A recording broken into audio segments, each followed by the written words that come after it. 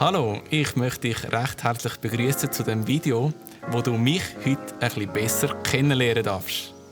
Natürlich nicht mich, es geht um das Produkt Quiet On. Du hast dich entschieden, das Produkt zu kaufen und ich gebe dir jetzt 5 wichtige Tipps, damit das Produkt dir eine Zufriedenheit gibt. Tipp 1. Nimm die richtige Grösse.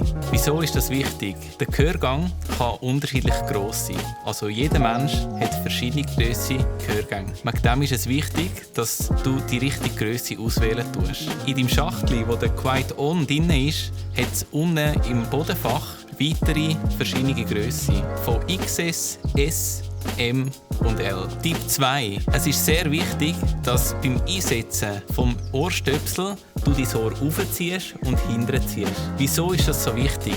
Weil jeder Ohrkanal hat einen leichten Bogen drin. Mit der Bewegung, dass du das Ohr aufziehst und hinterziehst, wird der Gehörgang gerade. Und so kann man den Ohrstöpsel in die richtige Position hineinbringen. Tipp 3. Bevor du den Ohrstöpsel ins Ohr hineinfügst, kannst du ihn vorne mit 3 Fingern zusammendrücken. Das hilft, dass der Ohrstöpsel ringer ins Ohr hineingeht und sich nachher im Gehörgang ausdehnen kann. Tipp 4. Damit der Ohrstöpsel ring hineingeht, Ohr rauf und hinten, wie wir schon gesagt haben, mit 3 Fingern vorne den Ohrstöpsel zusammendrücken und kurz, bevor man ihn rein tut, loslassen, reinfügen und um 180 Grad drehen.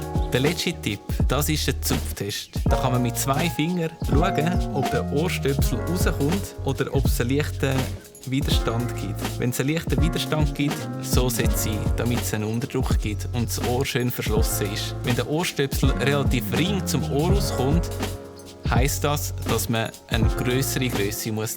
Noch etwas zum Ohrstöpsel.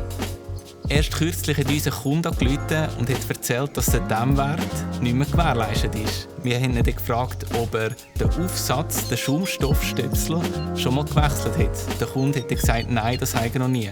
Wir haben dem Kunden empfohlen, dass er den Stöpsel wechselt. Der Kunde hat den Stöpsel gewechselt und ist nachher wieder zufrieden gewesen. Ich empfehle dir, wechsle den Schaumstoffstöpsel regelmäßig. Aus hygienischen Gründen, aber auch, dass die Qualität vom Dämmen von deinem Ohr gewährleistet bleibt. Das war es. Ich wünsche dir eine gute Zeit und hoffe, dass du zufrieden bist und bleibst mit diesem Produkt.